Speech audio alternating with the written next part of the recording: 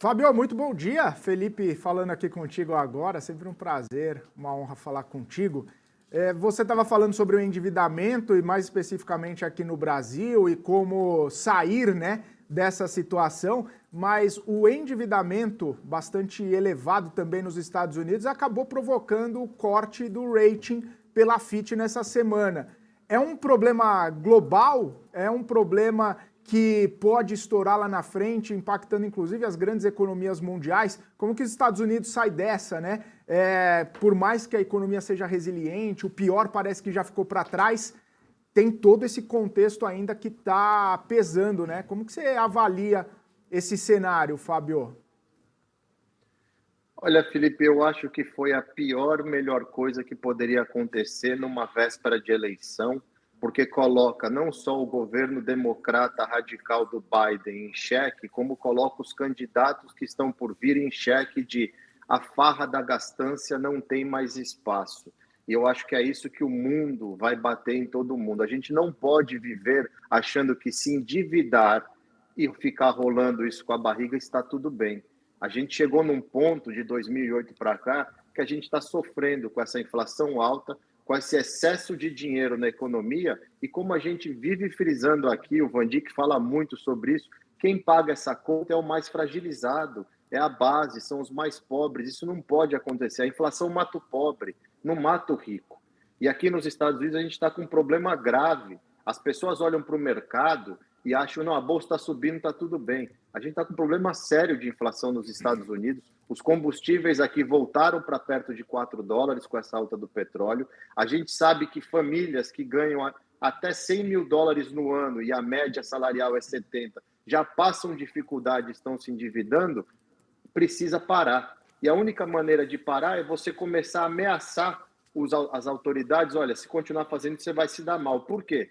Esse downgrade, ele não afeta o principal ponto da dívida americana. Ele não força nenhum grande gestor a ter que vender os títulos, como acontece com os mercados emergentes quando tem um downgrade desse nível que você perde credibilidade. Agora, os Estados Unidos estão a um passo, porque a Fitch deu downgrade e deixou o viés negativo. Se ele perde mais um grau, vai ter que entrar a venda de títulos do Tesouro Americano das grandes carteiras. E isso causa uma troca de dinheiro muito grande. Estraga a imagem dos Estados Unidos. É a coisa ruim que vem numa hora boa. Por quê? A gente vai entrar em véspera de eleição. E na véspera da eleição, a gente sabe que todo mundo promete resolver os problemas de todo mundo. Ninguém resolve nada, mas as promessas estão aí. Então, assim, não atrapalha nesse momento que a gente está sofrendo esses juros altos e vendo a curva abrir por outros motivos, mas coloca também uma coleira na turma que vai tentar se eleger o ano que vem, sabendo que vai ter que entrar para fazer a coisa um pouco menos aloprada e mais direita. Fábio, Van Dijk Silveira está aqui, quer fazer comentários e a respeito dessa situação também, Van Dijk. Obrigado, Fábio. Obrigado, Felipe. Fábio, o grande perigo dessa situação nos Estados Unidos e a minha leitura por parte do rebaixamento da nota de risco americana é o seguinte: nós temos uma dívida gigante, nós temos um endividamento privado e público enorme. Só que os Estados Unidos têm a taxa de desconto Fed e ele pode imprimir mais dólar. Se você tem um ciclo antagônico monetário de fechamento da torneira, esgotamento de um ciclo expansionista que a gente viu até o ano passado, com um crescimento simultâneo de gastança, uma gastança que já foi contratada lá atrás e continua sendo feita, que é parecido com o que está acontecendo no Brasil, só que em condições e volumes completamente diferentes, porque o que está acontecendo nos Estados Unidos é gigante.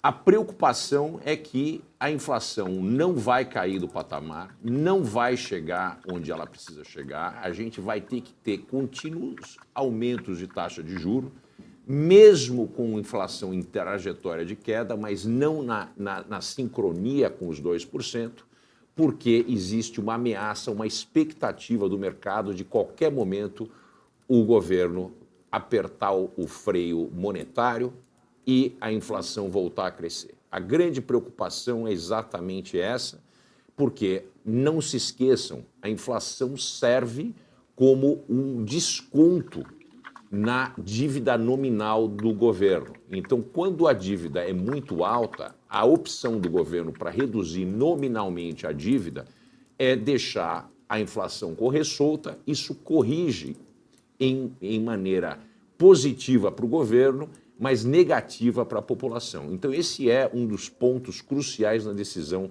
do rebaixamento. É essa incerteza que pode provocar, inclusive, né, se a inflação não convergir com os 2% e obrigar contínuos aumentos, a gente entrar num processo de recessão nos Estados Unidos, no momento onde a gente também tem uma taxa de juros muito elevadas, que vai ainda alimentar mais essa recessão.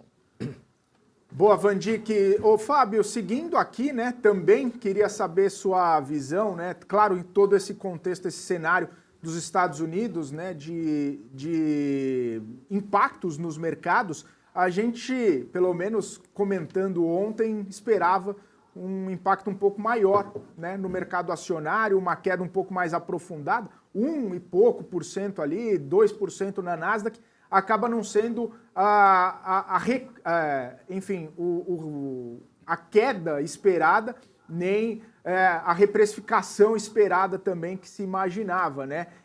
Você vê espaço para mais quedas? Você vê espaço para uma correção um pouco maior ao longo dos próximos tempos, justamente por conta desse cenário? Ou o mercado acionário americano é otimista e resiliente a ponto de não se sentir impactado? Até mesmo, um parêntese, né? O Buffett falou que isso aí não impacta nada na visão dele. Fechei aspas. Como que está a sua percepção, Fábio? Eu não acho que, por causa do downgrade, a gente ia ver um sell-off nos mercados aqui com o pessimismo. O que está acontecendo aqui é que o governo americano, ao mesmo tempo que tomou um downgrade, agora no segundo semestre, ele tem quase 2 trilhões de treasuries para irrigar o mercado. E esse dinheiro tem que sair de algum lugar para ir para os títulos, porque agora, diferentemente do que ele vem fazendo no primeiro semestre, onde ele alocava a maioria dos seus leilões na ponta curta, ele vai começar a alongar o perfil da dívida americana. E com isso, o americano, as grandes gestoras, todos vão ter a chance de comprar títulos do governo americano de 10, 20, 30 anos com juros de 4%, 4,10% que nem estão hoje. Esse dinheiro vai se movimentar para isso. Então, muito disso que a gente está vendo é uma movimentação de carteira natural para trocar ativos de risco por ativos com um pouco mais de segurança, com muito mais segurança, que são títulos do governo americano, pegando uma taxa alta. Os efeitos da alta de juros na economia americana nem chegaram ainda, Felipe. Os americanos ainda não estão sentindo na pele os 5,5% de juros. Isso vai ser gradualmente sentido agora no segundo semestre. Se a gente olha para frente, dados, a previsão depois desse PIB de 2,6 é uma desaceleração no terceiro e no quarto trimestre.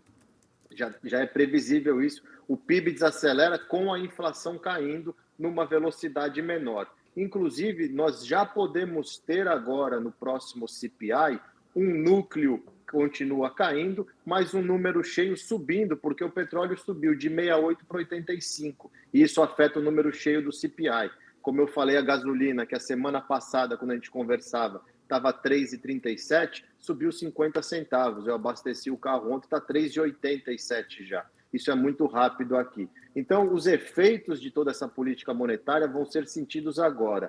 Olhando para a Bolsa, eu não vejo motivo para a Bolsa cair muito, mas ela pode cair com frequência. As techs se beneficiam porque elas acabam sendo o que a gente chama de safe haven, o porto seguro, pelo robustez e pelo que elas se tornaram, e porque elas têm muito caixa, sendo remunerado a 5%. Agora, em contrapartida, o resto fica ruim. Se você olhar uma foto dos fundos de investimento americanos, hedge funds, poucos estão batendo o mercado, mesmo com essa alta da Bolsa esse ano, muitos deles ficaram para trás. Por quê? Porque economicamente falando, olhando indicadores, não falam, eles não conversam, entendeu? Então tem que tomar muito cuidado com isso. Agora, eu não vejo motivo para a Bolsa cair 5%, 10%. Agora eu vejo motivo para ela ficar caindo 2% durante uma semana, 10 dias, que machuca tanto quanto uma queda só.